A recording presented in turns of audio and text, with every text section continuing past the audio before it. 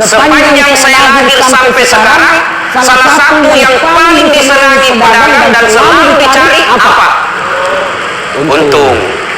Alhamdulillah, semua untung dan kita merugi. Tapi ternyata paling sial, lebih sial daripada rugi berdagang. Bapak beli pulsa 10.000 dan beli orang 7.000, insya Allah masih ada rezeki di tempat lain. Tapi ada satu rugi yang paling tidak disenangi Allah. Ara'aita alladzi yukadzibu biddin. Tahu enggak kamu pendusta agama? Pak Balena agama, salatnya dusta, puasanya dusta, hajinya dusta, zakatnya dusta. Satu di antaranya yaitu fawailul lil musallin, maka celaka, rugi orang-orang yang sholat. Siapa mereka yang rugi dalam sholatnya? Mereka yang bermain-main dalam sholat. Nah, mari kita lihat mana yang main-main sholat. Sebaliknya, Al-Quran juga menjelaskan qad aflahal mu'minun. Tadi orang rugi. Sekarang qad aflahal mu'minun, maka beruntung orang-orang yang beriman. Siapa mereka? Alladzina hum fi salatihim khashi'un. Mereka yang khusyuk dalam sholatnya. Nah, ini banyak nanya ke mahasiswa, Ustaz, bagaimana itu caranya orang khusyuk? Apakah khusyuk itu sholat tidak ingat apa-apa? Kalau khusyuk tidak ingat apa-apa, bukan sholat namanya, pingsan. Bagaimana caranya khusyuk? Tata cara agar kita bisa khusyuk. Pertama, usahakan ketika kita mau sholat, pakailah baju yang indah. Itu surah Al-Jum'ah jelaskan.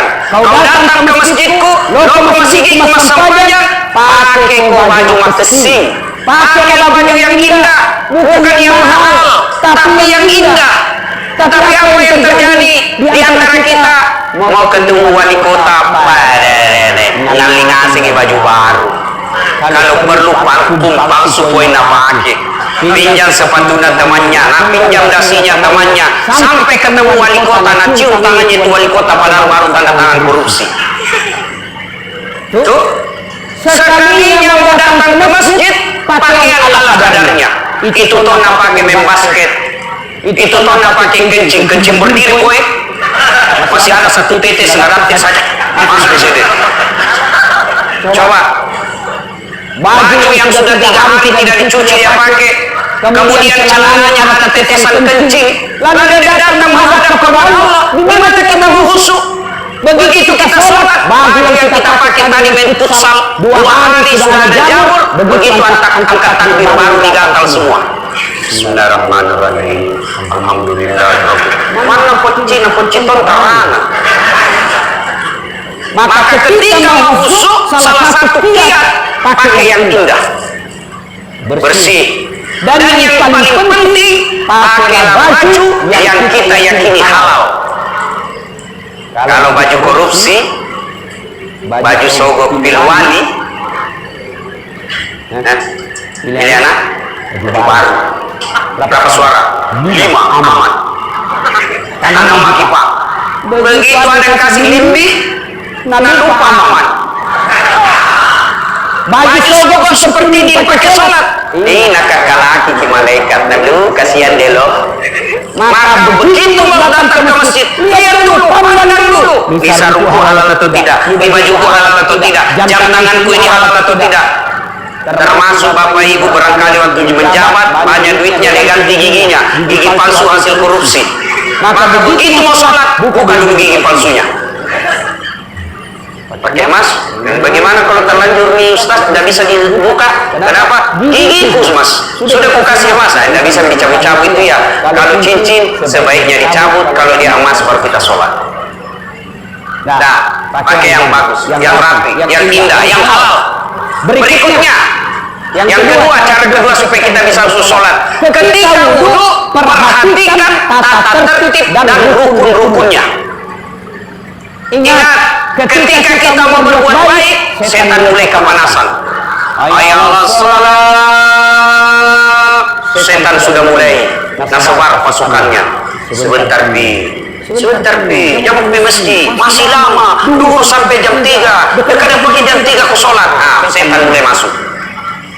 Anggaplah begitu asal langsung kita tinggalkan tempat menuju ke tempat sholat. Jangan pikir setan putus asa. Tidak, nagoda ki lagi. Gimana caranya?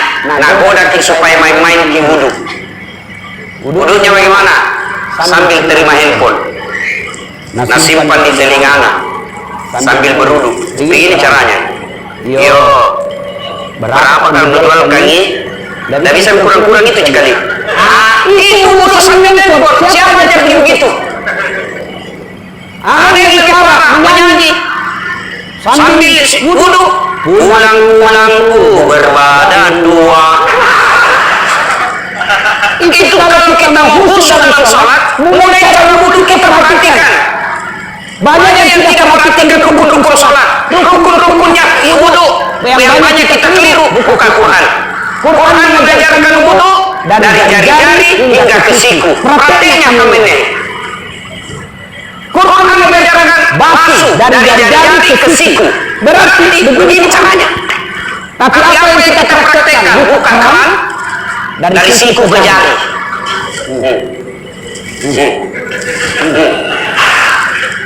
Maka sempurnakan wudhu. Ada yang lebih parah lagi, wudhu sambil cerita.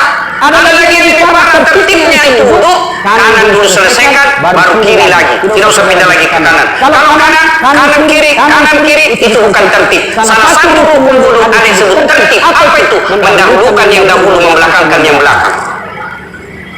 Ada lagi yang parah, wudhu. Ini anak muda sekarang, canggih.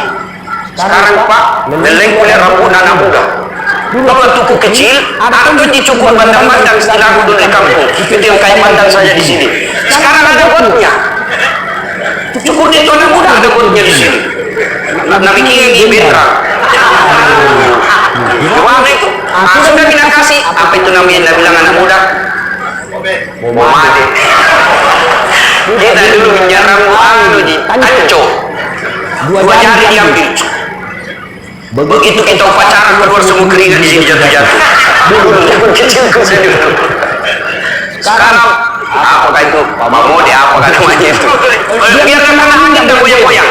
Saya sudah dapat deh. Begitu mau sholat, mana pikir deh, ini tadi di salung ini 30.000. Mau wudhu, akhirnya apa? Wudhunya dan nak kasih basah rambutnya. Nak kasih begini saja. Ini dong. Ajar dulu. Saya sekali rambutnya. Itu setan itu nangisi. Hati-hati kok. Rusak rusak. Lebih cocok itu bos. Wudhu begini. Daripada itu begini. Kenapa? Ini bukan rambut. Quran mengajarkan membasuh sebagian rambut. Jadi kalau mau khusus sholat, mulai dari wudhu. Perhatikan memang. Apalagi namanya kekeliruan kita, basuh kaki. Ini caranya basuh kakinya. Ada muda milenial. La ilaha illallah. Perbaiki yang disunahkan jari-jari tangan masuk ke jari-jari kaki. Tapi kita hampir praktisnya wajar. Puluhan tahun kita sholat, tapi sholat itu tidak membawa berkah dalam kehidupan kita. Sudah, anggap bagus sudut tak? Ya? Sudah wudhu, mulai kita sholat. Nah, ketika sholat, untuk bisa khusyuk, ini mata jangan seperti mata pencuri. Karena itu bah dari kamar. Oh ya, Allah.